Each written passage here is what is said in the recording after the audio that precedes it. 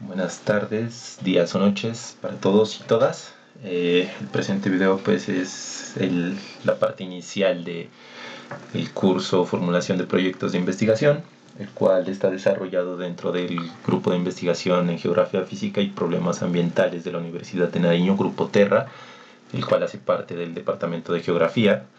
Digamos que inicialmente este proyecto se piensa para todos los estudiantes que estén interesados en empezar proyectos de investigación, principalmente pues dentro de lo que es la geografía, pero puede ser utilizado por estudiantes de ramas afines, ¿no?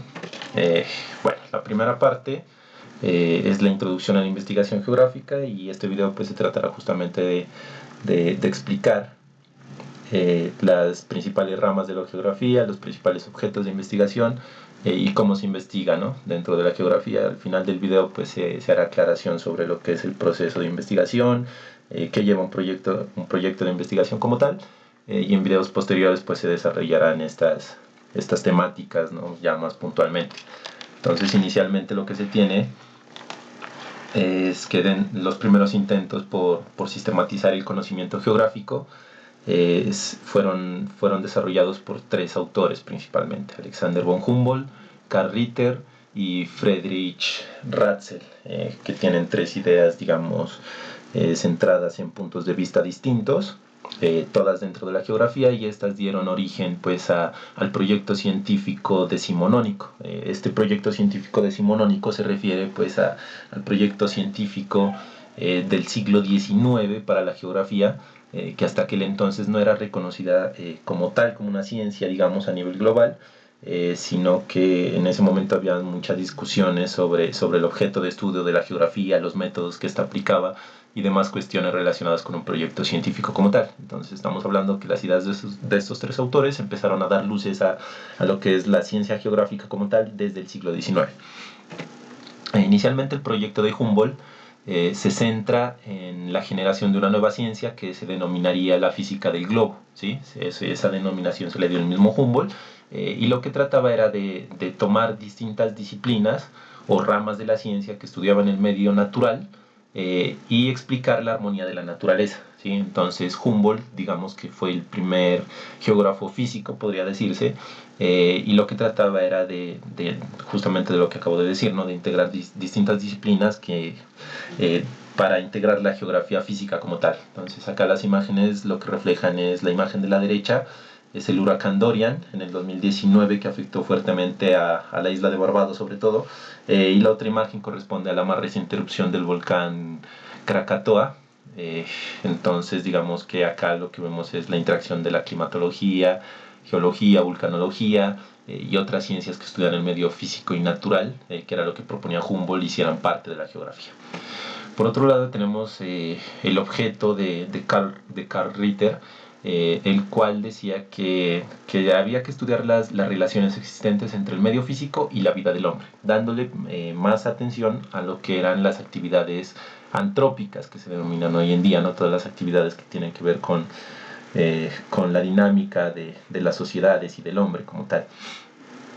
Entonces digamos que aquí ya se empieza a ver una división entre dos ramas: una la de Humboldt, medio físico totalmente; Ritter, interacción entre el medio físico y el hombre.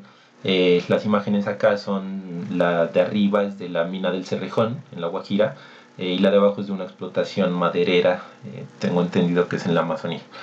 Y por otro lado lo que tenemos es la idea ratzeliana, ¿no? De Friedrich Ratzel, quien centraba pues la investigación geográfica. Para él se centraba en los procesos humanos, sociales, políticos, culturales y demás relacionados directamente con el hombre, sin desconocer que las condiciones naturales tenían un papel muy importante, ¿no? dentro de estas relaciones, pero el objeto de estudio que proponía Ratzel era justamente los procesos sociales y políticos principalmente. Entonces digamos que acá se empieza a ver una división de tres ramas de la ciencia: por un lado Humboldt con el análisis del medio físico, Ritter con la explotación, digamos, de los recursos naturales para el desarrollo de las actividades humanas, y por otro lado la idea de Ratzel, que se centraba en las dinámicas sociales principalmente. Bueno, Digamos que todo eso se dio a lo largo del siglo XIX y ya en el siglo XX, cuando la geografía pues ya tenía, digamos, un camino recorrido, por decirlo de alguna manera, empiezan a surgir nuevas ramas de la ciencia, algunas se acentúan sobre las teorías anteriormente explicadas, y empiezan a surgir, principalmente en 1950, surge lo que es lo que hoy se conoce como geografía cuantitativa, en aquel momento denominada por Milton Santos, en algún momento, perdón, denominada por Santos como la nueva geografía, ¿no? Esta geografía, representada por este esquema, digamos que se centra justamente en lo que es eh, la teoría de sistemas, que estaba recientemente desarrollada por Ludwig van Bentham.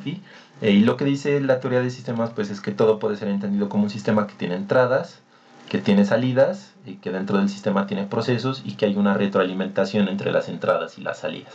Entonces se puede entender el planeta Tierra como un sistema, se puede entender los ecosistemas justamente como un sistema, también el ciclo hidrológico puede ser entendido como un sistema y diferentes elementos de la geografía pueden ser entendidos así como un sistema. Entonces en eso se centra la geografía cuantitativa, digamos, inicialmente. Y además de esto pues empiezan a surgir los métodos cuantitativos que se basan en los análisis estadísticos y matemáticos de diferentes fenómenos y procesos geográficos. Ya para los 60, digamos, como contrarrespuesta a lo que es la geografía cuantitativa, surge la geografía de la percepción, la cual se basa en que existe, digamos, un sujeto, que puede ser una persona, la sociedad como tal o una comunidad, que se desarrolla en un espacio definido, pero que esa relación entre el sujeto y el espacio depende de la percepción que el sujeto tenga del espacio, ¿sí? Entonces digamos que esos son los tres ejes centrales: el sujeto, el espacio y la percepción que el sujeto tenga de este espacio. Estas ideas empiezan a surgir desde las ciencias sociales, principalmente la sociología, son tomadas, digamos, por la geografía, y se empieza a hablar de la percepción subjetiva de la realidad, ¿no? En este caso, para la geografía uno de los puntos centrales del estudio es el espacio, entonces se habla de la percepción subjetiva de ese espacio, de esa realidad. Y ya para los años 70 y 80, una vez han surgido, pues digamos, la geografía cuantitativa, la geografía de la percepción, empiezan a desarrollarse distintas ramas de la geografía. ¿Desarrolladas de dónde? Digamos que en los 70s y 80s empiezan a surgir situaciones políticas y sociales muy particulares. Hay bolsones de miseria en los Estados Unidos, está la guerra de Vietnam, están las distintas revoluciones estudiantiles, principalmente las del año 68, y digamos otros procesos que hacen que dentro de la geografía se empiecen a repensar ciertos conceptos y otros objetos de estudio, digamos, y se empiezan a crear ramificaciones como la geografía marxista, la geografía radical y la geografía crítica, que están relacionadas, pues digamos, con la geografía marxista, obviamente con las ideas de Marx, y la producción de capital y la interacción que tiene esto con el espacio y demás. Por otro lado está la geografía crítica, digamos que es la que intento representar con esta imagen. Es una imagen de Santa Fe en Ciudad de México, y la geografía crítica lo que explica es las diferencias de poder que existen dentro del espacio o las dinámicas del poder dentro del espacio. Entonces, aquí lo que se observa es una desigualdad bastante grande entre la parte derecha e izquierda de la imagen. Digamos que tenemos un sector bastante bien organizado, digamos económicamente estable, y en el espacio se refleja eso, ¿no? Es algo organizado y bien estructurado, mientras que alrededor lo que tenemos es lo que se podría denominar como cordones de miseria. Entonces, ahí en la geografía, esto es uno de los elementos de estudio de la geografía crítica, que habla de eso, ¿no? De las diferencias de poder dentro del espacio, de la distribución de ese espacio, y esto puede ser abordado por distintas ramas de la geografía, ¿no? La geografía radical también lo puede analizar, desde la geografía marxista se puede hacer algún tipo de análisis, pero bueno, a fin de cuentas, digamos que desde 1950 hacia acá empiezan a desarrollarse distintas ramas. Acabo de explicar, digamos, las principales, pero también existe la geografía humanista, la geografía social, puede denominarse una geografía cualitativa. Hoy en día se han desarrollado geografías como la geografía del género, la geografía feminista, hay una geografía muy relacionada con la etnografía. Entonces digamos que de las tres ideas principales de Humboldt, de Ritter y de Ratzel empiezan a diseminarse muchísimas ramas, con lo cual pues la investigación geográfica empieza a tener distintos objetos de estudio y diferentes modos de estudiarla. Y esto pues se puede hacer con distintos tipos de investigación también, ¿no? Por un lado están las investigaciones cuantitativas, por otro las cualitativas. Digamos que a grandes rasgos se puede decir que la geografía cuantitativa pues es más analítica y experimental, hace una observación metódica y de este tipo pues del objeto de estudio o de la realidad estudiada. Mientras que la cualitativa, pues digamos que toma los fenómenos o elementos de estudio como una totalidad, no como variables, que es lo que hace la parte cuantitativa, digamos. Eh, y la explicación de este cuadro, digamos que se puede ver en en una de las referencias bibliográficas que dejo al final, para quienes estén interesados en ahondar en el estudio de estas temáticas. Pero digamos que a grandes rasgos, la parte cuantitativa se dedica más al estudio de los números, de las variables y demás, e intenta desarrollar teorías generales, digamos, del funcionamiento de algo, de algún fenómeno, de algún objeto, mientras que la investigación cualitativa pues lo que hace es interpretar los métodos de los objetos o fenómenos de estudio como un todo, y es mucho más puntualizada hacia la parte social. Eh, entonces, esto también dentro de la geografía se puede tratar como investigaciones de tipo cualitativas, cuantitativas, pero también se observa que hay estudios cuali-cuantitativos o cuanti-cualitativos que mezclan estas dos cuestiones. Bueno, por otro lado está lo que es el método científico, que es lo que todo investigador debería seguir para desarrollar pues, un proyecto de investigación, digamos. Y para esto pues hay que entender que el método científico cuenta con 5 características principales. Algunos autores hablan solamente de 4, algunos otros autores hablan de 6 o de 7 características. En este caso he tomado del documento de Sabino, el libro que se llama el proceso de investigación, estas 5 características principales y también 3 características de lo que serían el método y la metodología, ¿no? Que son pilares fundamentales del proceso de investigación. Entonces, el conocimiento científico debe ser objetivo, el cual pues lo que dice es que las observaciones que se hagan o las investigaciones que se hagan sobre un objeto o fenómeno lo van a describir al fenómeno como es, ¿sí? No como yo quiero que sea, como el investigador quiere que sea, no, sino que hay que describirlo como es en realidad. El conocimiento científico también es racional o cumple un principio de racionalidad, el cual dice que se debe trabajar con conceptos, juicios y razonamientos. Entonces se le da prioridad a la razón y no a sensaciones o imágenes o preconceptos que pueda tener el investigador. Digamos que eso es muy importante, ser muy racional a la hora de hacer algún tipo de investigación. Por otro lado, tiene que ser sistémico o cumplir con el principio de sistemicidad, el cual pues dice que el conocimiento que uno desarrolle pues tiene que estar desarrollado de una manera organizada, lógica y coherente, ¿no? ¿Se puede generar conocimiento de otras maneras? Sí, pero lo ideal pues es hacerlo bajo este principio de sistematicidad. El cuarto principio es el de generalidad, en el cual pues lo que se intenta es no ahondar tanto en el estudio de un solo fenómeno para conocer el fenómeno a fondo, solo por conocerlo y ya, sino conocerlo y tratar de trazar teorías generales, digamos, establecer normas generales del comportamiento de algo que puedan ser extrapoladas a otros lugares o a otros periodos de tiempo, sobre un fenómeno, sobre un objeto en concreto. Y finalmente pues está el principio de falibilidad, el cual dice pues que todas las investigaciones están atadas a errores, ¿no? O sea, se puede cometer errores, no es que por ser un investigador pues uno tiene que ser perfecto ni nada parecido.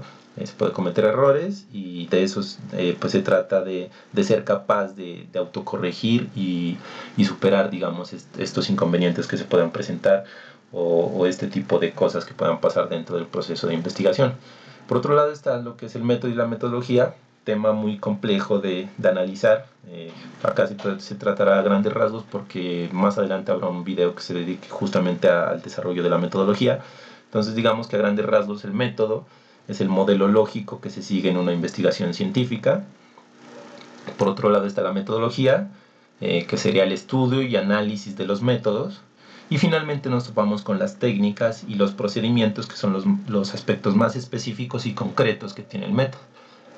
Como les digo, esto no se preocupen, habrá un video dedicado pues justamente al desarrollo de la metodología.